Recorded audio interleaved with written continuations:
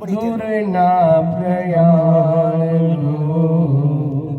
અણદીઠો દેશ જોવા લગનીએ ને લાગી બહુ રે સમજાયું તોય પંખી નવું પિંજરું માંગે પંખીડાને આ પિંજરું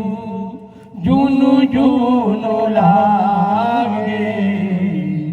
બહુ સમજાયું તોય પંખી નવું પિંજરું માંગે પંખીડાને આ પિંજરું